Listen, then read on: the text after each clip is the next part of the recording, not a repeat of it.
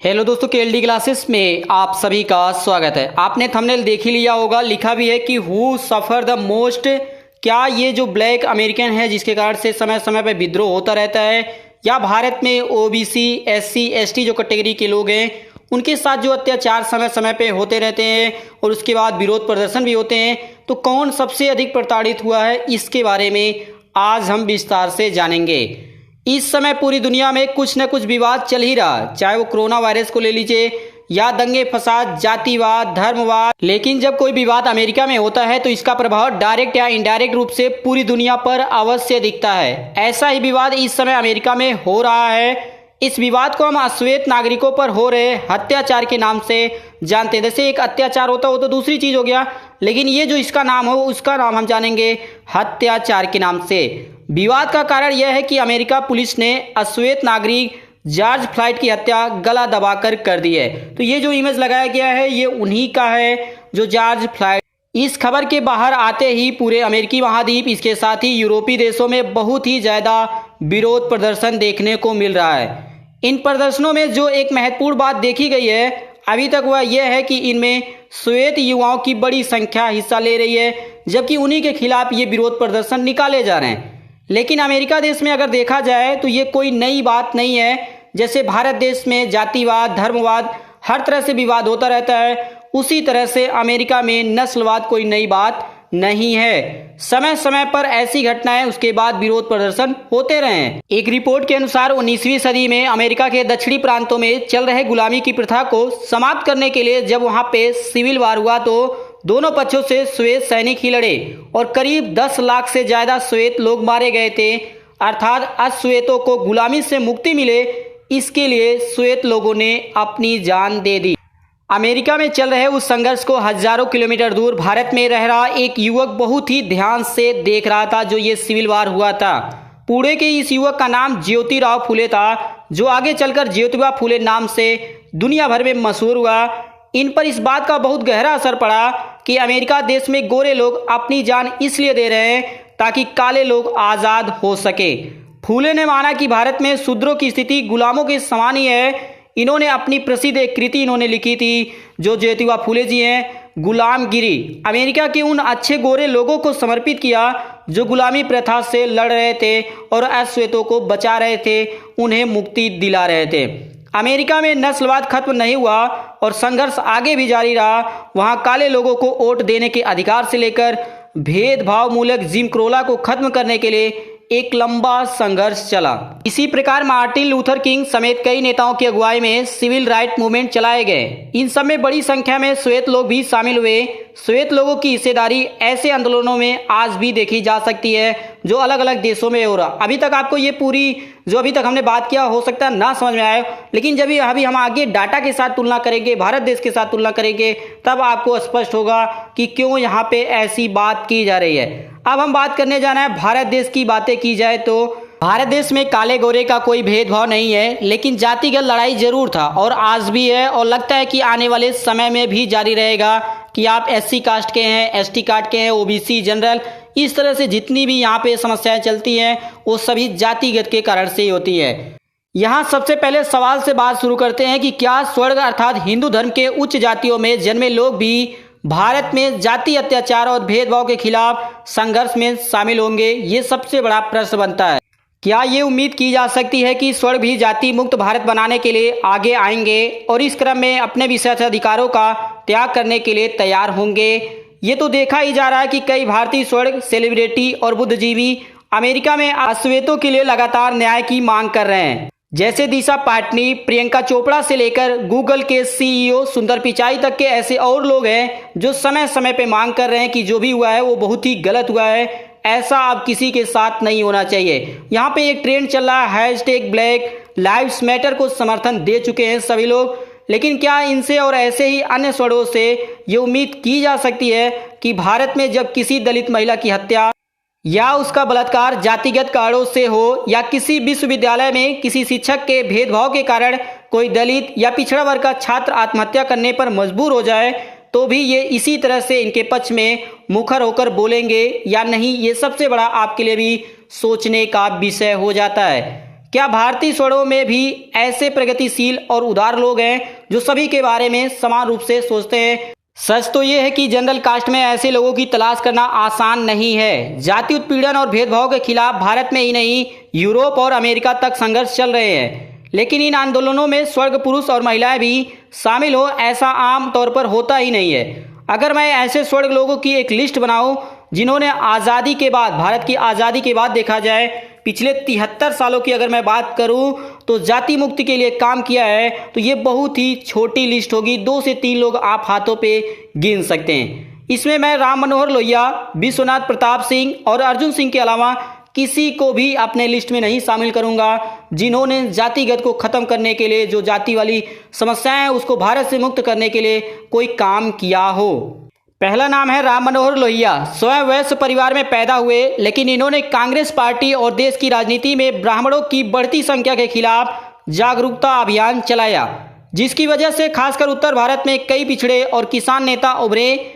इनके वैचारिक नेतृत्व में शुरू हुई जागरूकता इनके मरने के बाद भी जारी रही और 1960 से लेकर 1980 के दशक में उत्तर भारतीय राजनीति में पिछड़ी लोगों में समझ आई, जिसे राजनीति विज्ञान में अगर आप समझेंगे तो इसे क्रिस्टोफ जेफ्रेले साइलेंट रिवॉल्यूशन कहा जाता है। दूसरे शख्स के बारे में बात किया जाए तो स्वर्ग नफरतों के सबसे ज्यादा शिकार हुए हैं, जैसे पूर्व प्रधानमंत्री विश्वनाथ प्रताप सिंह। आप यहाँ पे दाएं साइड में जो यहाँ पे स्पीच दे रहे हैं माइक के माध्यम से, यही है भारत के पूर्व प्रधानमंत्री विश्वनाथ प्रताप सिंह। इनका भी जन्म जमींदार ठाकुर परिवारों में हुआ था, लेकिन प्रधानमंत्री रहते इन्होंने वर्षों से धूल खा रही जो मंडल कमीशन थी, जो जातिगत जिनको आरक्षण देने की बात कही और अधिकार देने की बात की गई थी, इस रिपोर्ट के इन्होंने एक हिस्से को लागू किया था, जिसमें पिछड़ी जातियों अर्थात मंडल कमीशन के अनुसार देश में इनकी संख्या 52% है के लिए केंद्र सरकार की नौकरियों में 27% आरक्षण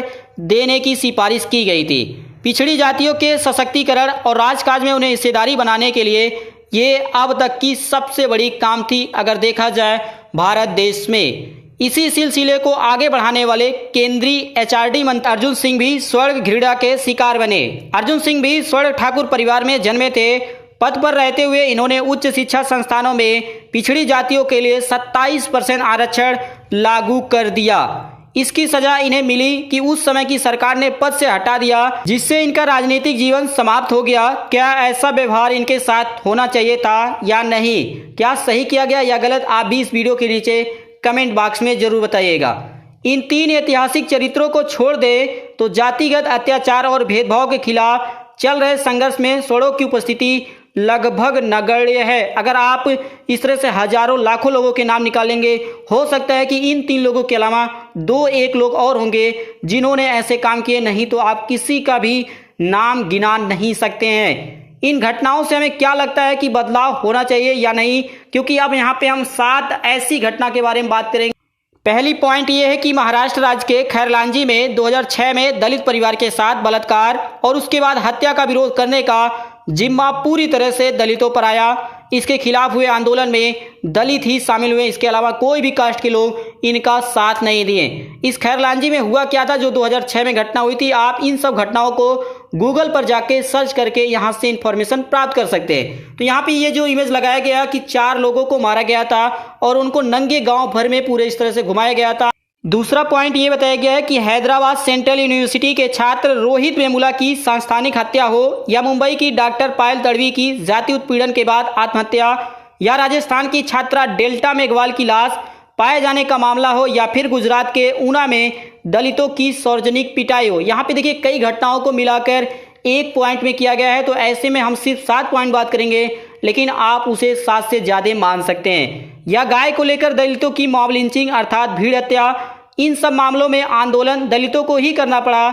इन आंदोलनों में स्वर्ग हिस्सेदारी सोशल मीडिया जो ट्वीट्स होते हैं व्हाट्सएप फेसबुक के माध्यम से ही किए जाते हैं, और फेसबुक पोस्ट शेयर करने से आगे तक नहीं बढ़ी। और ये भी जो करने वाले थे कि चलिए भाई हम व्हाट्सएप या फेसबुक के माध्यम से, ट्विटर के माध्यम से इन मुद्दों को उठाते हैं, देश के सामने लाते हैं, उनकी भी संख्या बहुत ही कम बताई गई थी। तीसरे पॉइंट के बारे में बात किया जाए तो ये हरियाणा राज्य का है। हरियाणा के भगाना में हुए जाति अत्याचार के खिलाफ भगाना गांव के लोग लगभग 1 वर्ष तक दिल्ली के जंतर मंतर पर धरने में बैठे रहे। लेकिन न तो स्वर्ग नेताओं को और न ही स्वर्ग वर्चस्व वाले मीडिया को लगा कि ये एक जरूरी मुद्दा है, इसके बारे में देश दुनिया को दिखाना चाहिए। चौथे नंबर के पॉइंट के बारे में बात किया जाए तो सुप्रीम कोर्ट के आदेश से जब SC/ST एक्ट कमजोर और बेजान हो गया तो इसके खिलाफ दलितों का बड़ा आंदोलन हुआ। और आप सभी को याद होगा कि 2 अप्रैल 2018 को भारत को बंद किया गया था। इस क्रम में 12 लोगों की मौत हुई थी और ये सभी 12 लोग जो थे ये दलित समुदाय के थे। दलितों के इस आंदोलन का परिणाम ये हुआ कि संसद ने कानून बनाकर SC/ST एक्ट को पुराने रूप में ही जारी कर दिया, जैसे पहले चलता आ रहा था उसी तरह से इस विद्रोह के बाद, इस आंदोलन के बाद उसे दोबारा लागू कर दिया। और सुप्रीम कोर्ट ने भी इस कदम को सही बताया। पांचवें पॉइंट के बारे में बात किया जाए तो वंचित जातियों के सशक्तिकरण का आरक्षण बहुत ही महत्वपूर्ण माध्यम रहा है। आरक्षण को कमजोर करने के लिए कई लेवल पर कोशिश लगातार हो रही हैं और पहले भी होती रही हैं। आरक्षण बचाने के लिए लड़ाई हमेशा SC/ST OBC जातियों के लोगों और संगठनों को ही लड़ना पड़ा है। हाल ही में यूनिवर्सिटीज में शिक्षकों की नियुक्ति के लिए लाए गए नए रोस्टर सिस्टम के खिलाफ संघर्ष भी ये बात देखी गई है।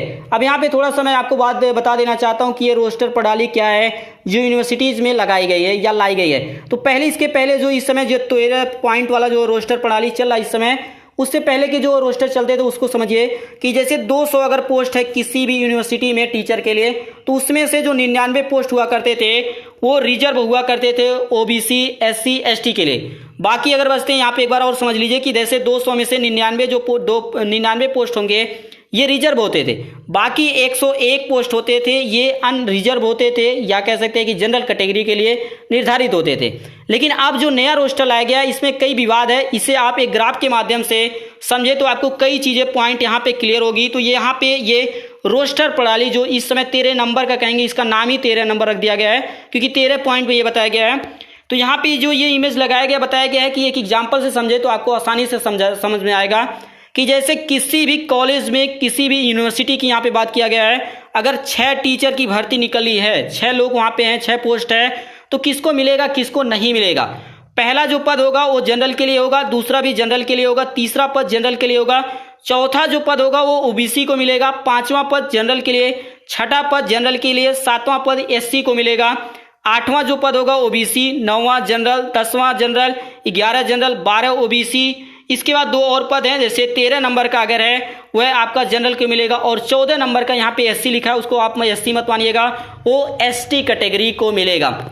इस हिसाब से अगर देखा जाए तो अगर 14 पोस्टों में देखा जाए तो 9 पोस्ट किसको मिल रहे हैं, जनरल को मिल रहे हैं, बाकी 5 पोस्ट में आपके SC आ जा रहे हैं, ST आ जा रहे हैं और OBC के लोग आ रहे हैं। इसीलिए इसका विरोध हो रहा है, क्योंकि अभी आपको और आसानी से समझ में आएगा जब हम यहाँ पे बात करेंगे कि जातिगत आधार पे देखा जाए तो भारत की पॉपुलेशन कितनी है। नेक्स्ट पॉइंट हमारा 6 नंबर का है, स्वर्णों का बड़ा हिस्सा आरक्षण और दलितों, आदिवासियों और पिछड़ों के सशक्तिकरण का विरोध करता आया है जब से भारत में आरक्षण लागू हुआ है। लेकिन जब केंद्र सरकार ने राजनीतिक उद्देश्य से स्वर्णों को आर्थिक आधार पर 10% आरक्षण दिया तो यही स्वर्ग लोग सिर्फ चुप ही नहीं रहे बल्कि इसका समर्थन भी किया। उन्होंने कहा कि हमें तो ये तो ज़रूरत है, जब आपको ज़रूरत है तो आप दूसरे कास्ट के लोगों को जो OBC हैं, SC हैं, ST को जो दिया गया है उसका क्यों विरोध करते हैं। सरकार के इस कदम से आरक्षण को लेकर संविधान का ये तर्क कमजोर हुआ कि राजकाज में हर सामाजिक समूह का प्रतिनिधित्व होना ही चाहिए। आगे बढ़ते हैं कि 7वें नंबर का पॉइंट मैंने आपसे पहले ही बताया था कि हम 7 पॉइंट को लेकर 7 पॉइंट के माध्यम से कई घटनाओं पर चर्चा करेंगे। भारत के कई स्वर्ग बुद्धिजीवी और समाजशास्त्री जाति के प्रश्न पर अध्ययन और शोध करते हैं। उन्होंने जाति को लेकर कई किताबें भी लिखी, आपको मार्केट में मिल जाएंगी, और पुरस्कार भी जीते हैं। लेकिन स्वर्ग के बुद्धिजीवी कभी ये मांग नहीं करते कि जनगणना में जातियों के आंकड़े जुटाए जाए कि ब्राह्मण कितने हैं, जैसे OBC में चौरसिया कितने, हर कास्ट के लोग कितने कितने लोग हैं। हर प्रकार से ये जब डाटा निकाला जाएगा तब सभी को समझ में आएगा कि कहाँ पे गड़बड़ियाँ हो रही है। लेकिन ये कभी हुआ भी नहीं है और न ही आगे कभी होगा। वे जाति का पूरा विमर्श आंकड़े के बिना ही कर देते हैं। कोई भी डाटा ऐसा निकालना होता तो बता देते हैं कि ऐसा ऐसा, जबकि इनके पास कोई भी डाटा नहीं है कि भारत में किस कैटेगरी के लोग कितने लोग हैं। भारतीय समाजशास्त्र के सबसे नामी विद्वानों जैसे GS धुर्रे, NN श्रीनिवास, श्यामाचरण दुबे और आंद्रे बेते तक किसी को नहीं लगा कि जाति के आंकड़े भारत देश में होने ही चाहिए। ये भारतीय समाजशास्त्र की बहुत ही विकट समस्या है जिसकी ओर प्रोफेसर विवेक कुमार ने ध्यान दिया है। अभी मैंने आपको पहले ही बताया था शुरू में कि अभी तक आपको पॉइंट नहीं समझ में आया होगा अमेरिका वाला, लेकिन अब यहाँ पे दोनों चीज़ें बातें समझ में आएंगी। अमेरिका के जो अश्वेत और श्वेत के लोग हैं, उसी तरह से भारत में SC ST कैटेगरी और जनरल के लोग हैं, इनकी बातें अब यहाँ पे समझ में आएगी कि इसका सही समाधान क्यों नहीं हो रहा है। तो इसे भी हम 2 पॉइंट में समझेंगे। जैसा पहला पॉइंट है ये कि अमेरिका देश में अश्वेत आबादी बहुत ही कम है। अश्वेत और उनकी मिली जुली नस्ल के लोगों को अगर मिला भी दिया जाए तो पूरे अमेरिका में लगभग 14% ही आबादी होगी जो ये ब्लैक वाले लोग हों, जिसे हम अश्वेत नाम से जानते हैं। अर्थात आने वाले दशकों और हो सकता है कि सदियों तक अमेरिका श्वेत बहुलकता वाला देश बना रहे। इसलिए श्वेत लोगों को ये लगता है कि अपने कुछ विशेष अधिकारों को छोड़ने से उनके वर्चस्व पर कोई निर्णायक फर्क नहीं पड़ेगा। इसी तरह भारत देश में हिंदू स्वर्ग एक अल्पसंख्यक श्रेणी में है। ये आप सभी को समझना होगा कि जो हिंदू स्वर्ग के लोग हैं वो अल्पसंख्यक श्रेणी में हैं, जबकि बात हमेशा की जाती है कि मुस्लिम अल्पसंख्यक में है, जो पूरी तरह से 100% गलत है। इसे सभी देशवासियों को समझना ही होगा। दलितों, आदिवासियों और पिछड़े वर्गों से तुलना किया जाए तो स्वर्गों की आबादी बहुत ही कम है। जैसे यहाँ पे एक सर्वे लगाया गया, आप इसे पढ़ लीजिएगा, मैं आपको भी पढ़ के बता दे रहा हूँ जिससे आपको भी स्पष्ट हो जाएगा कि क्या कहा गया है इस रिपोर्ट में। ये जो रिपोर्ट है ये किसके माध्यम से है? NSSO। ये NSSO क्या होता है? The National Sample Survey Organisation, जिसके माध्यम से सर्वे निकाला जाता है कि किस कैटेगरी के लोग भारत में कितने लोग हैं। जैसे यहाँ पे इनका रिपोर्ट बताया गया कि कंट्री में अगर OBC कैटेगरी का देखा जाए तो लगभग 41%, मैं दशमलव में यहाँ पे बात नहीं करूंगा, आप 41 मान लीजिएगा।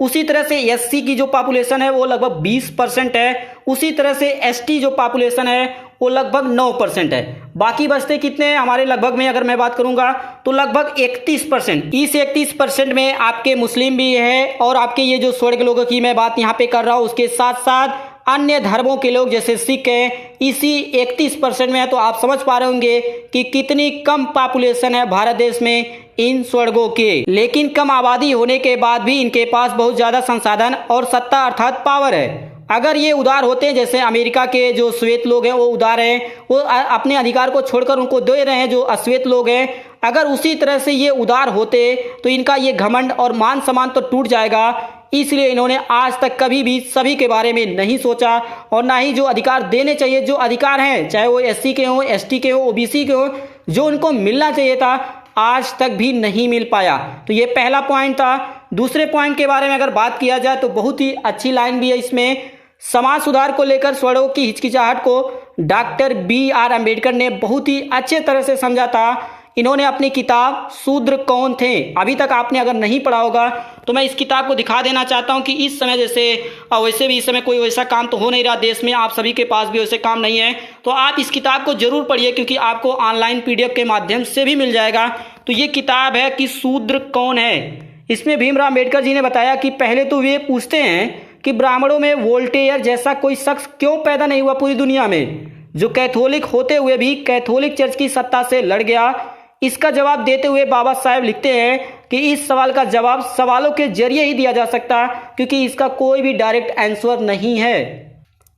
जैसे तुर्की के सुल्तान इस्लामिक दुनिया में प्रचलित धर्म को समाप्त क्यों नहीं कर देते, पोप ने कैथोलिक धर्म का विरोध क्यों नहीं किया, ब्रिटिश संसद ने नीली आंखों वाले सभी बच्चों का जीवन समाप्त करने के लिए कानून क्यों नहीं बनाया। इन सवालों के जवाब देते हुए डॉक्टर BR अम्बेडकर बताते हैं कि ये बात हमें समझनी चाहिए कि किसी व्यक्ति या समूह का स्वार्थ उसकी बुद्धि और चेतना की दिशा को कंट्रोल करता है। ऐसा ही हाल भारत में स्वर्ग जातियों का है। भारतीय स्वर्ग जानते हैं कि उनका स्वार्थ क्या है और वे उसकी रक्षा करते हैं। और हम सभी, चाहे वो SC कैटेगरी के लोग हों, OBC के हों, ST को, किसी भी कैटेगरी के लोग अगर भारत में रहते हो तो वो सिर्फ बारी का इंतजार करते हैं कि इस साल हमारा समय नहीं आया, चलो अगली बार आ जाएगा, नहीं आज नहीं आया तो 10 साल बाद हमें मिल जाएगा। बस सिर्फ हम बारी का इंतजार करते हैं और इसी तरह से जो हमारा अधिकार है हम इसी तरह से अपने अधिकार को छीनते जा रहे हैं। इसी प्रकार से बने रहिए। अगर किसी को ये वीडियो बुरा लगा हो तो वीडियो के नीचे कमेंट बॉक्स में कर सकता है। इसी प्रकार से बने रहिए और अगर किसी को पसंद आया हो तो इस वीडियो को कम से कम 10 से 20 लोगों को शेयर करें जिससे सभी को जानकारी हो पाए, क्योंकि कोई भी बात इसमें गलत नहीं कही है। जिसको कोई भी क्वेश्चन पूछना होगा वो भाई इस वीडियो के नीचे कमेंट बॉक्स में कर सकता है।